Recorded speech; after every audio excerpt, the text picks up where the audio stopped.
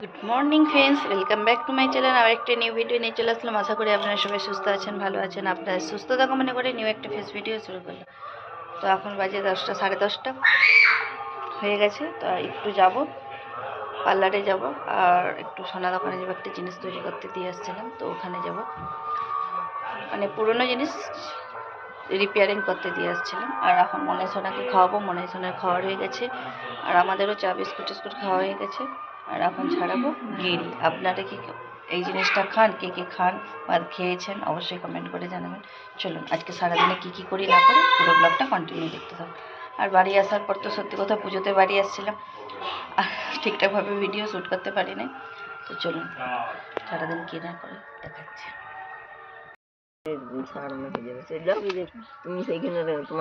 এখন এখানে মনে হয় না, এখন গেঁড়ি ছাড়াচ্ছে। কি ছাড়াচ্ছ তুমি?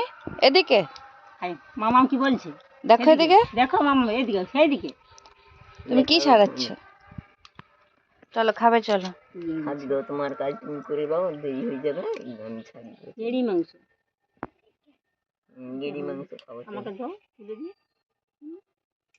আমি পারিনি, মুখ কেটে যায়।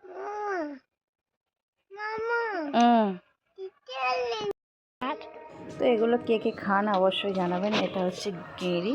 তো আমরা হচ্ছে এগুলোকে গেঁড়ি বলে থাকি, আর অনেকে গুগলি বলে। কিন্তু এগুলো খেতে সত্যিকারেরই খুব সুন্দর, মানে সত্যিকারেরই খুব সুন্দর খেতে।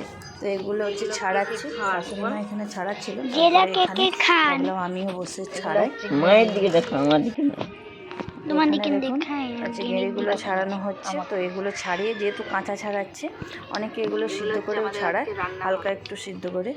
আর এখানে কাঁচা ছাড়াচ্ছি, কাঁচা ছাড়িয়ে ভালো করে ধুয়ে তারপরে কড়াইতে ভালো করে লবণ দিয়ে নেড়ে নেবো, তেল না দিয়ে। আর এটা হচ্ছে ঘন্ট বানাবো, কচু পালং শাক দিয়ে ঘন্ট বানাবো।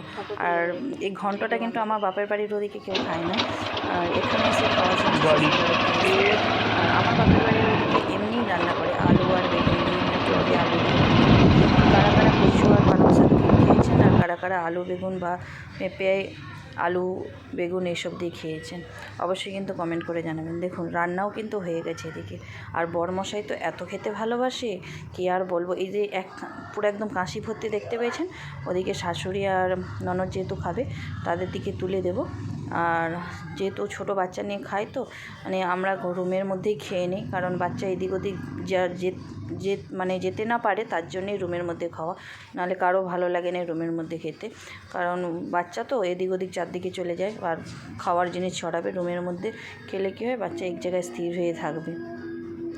তো যাই হোক, এখানে দেখুন রান্নাবান্না কমপ্লিট হয়ে গেছে। আর ভাত সবাইকার বরমশাই বেড়ে নিয়ে আসছে, তরকারিপত্র এগুলো হেল্প করে। যখন আমি এখানে না সত্যি কথা সামাল দিতে পারি না, এখানে সবসময় তো ডিউটি মানে ব্যস্ত থাকে অফিসের কাজে, তাই জন্যে মানে কি সামাল দিতে সত্যিকারেরই মানে কি অসুবিধা হয়। এমনি ডিউটি লাগলে ঠিক আছে, অফিসের কাজে এতটাই ব্যস্ত থাকে, মানে অনেকটাই ব্যস্ত থাকে, তার জন্যে মানে কি কিছুই করে দিতে পারে না।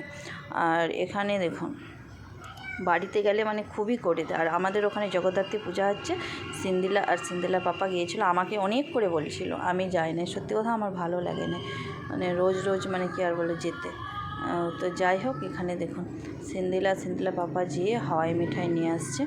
আর হাওয়াই মিঠাই দেখুন ওজন, আর এত বাজে হাওয়াই মিঠাই। আমরা ছোটোবেলায় হাওয়াই মিঠাই যেগুলো খেতাম না, সেই রকম ধরনের নয়।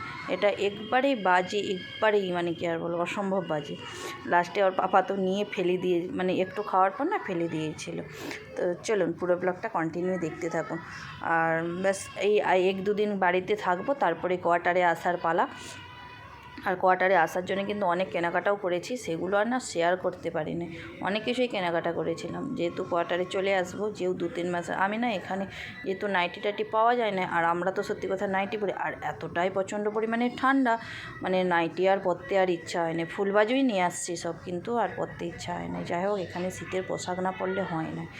পুরো ব্লগটা কন্টিনিউ দেখতে থাকুন। আর এখানে দেখুন জিনিসপত্র গুছাচ্ছি। এখানে কি আমি একটা বলছিলাম, দেখুন ওদিকে গুছানো হচ্ছে, বেশিরভাগ গুছানো হয়ে গেছে, আর কিছু হচ্ছে ওখানে ব্যাগে লাগেজে ভর্তি করতেছি। আর এইটাই না, যারা আমরা বাইরে থাকি, কোয়ার্টারে থাকি, বা যারা বাইরে থাকে, তাদের এইটাই জীবন। দুদিনের জন্যে অতিথি হয়ে আসো, আবার চলে যাবো, আবার কবে ছুটি পাবো জানি না। তো যেতে খারাপ লাগে, যেতে হবে, কিছু করার নেই। দেখতে দেখতে সময় হয়ে গেল অনেক, এসে যেতে গেলাম ওদিকে সিঙ্গুলার স্কুলটাও ছুটি হয়ে যাচ্ছে। চলুন সব গুছিয়ে নিই, তারপরে আবার চলুন ওইখানে লাগেজটা রাখা, ওইখানে আছে ব্যাগটা।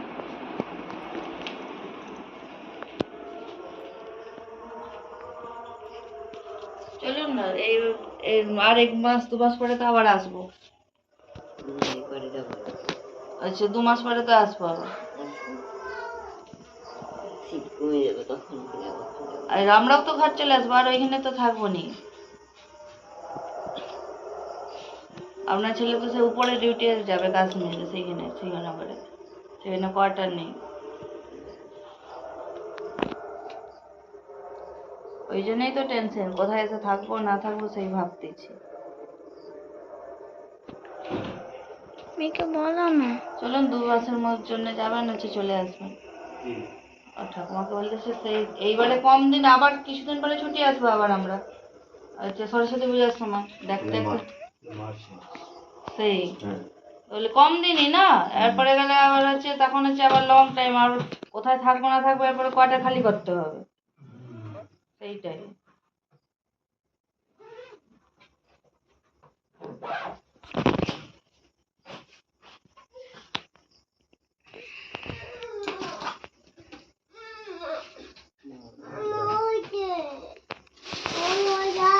না এটা মাখতে নেই, ঘুরে আসবেন। শীত শীত সব জায়গাতেই শীত, শীত করে আরো এখানে আরো দেশে ঘরে বেশি, আরো মানে কি আর বলবো, জল হয়ে যায়, মানে সেখানে আবার গরম জলে সবকিছু। ঠান্ডা হলেও মানা না হয়ে যায়।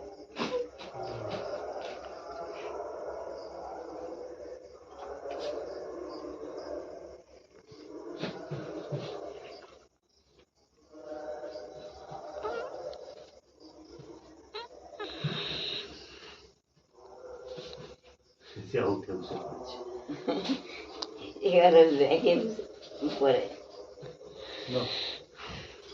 ভেঙে যাবে, ঢুকানো হবে।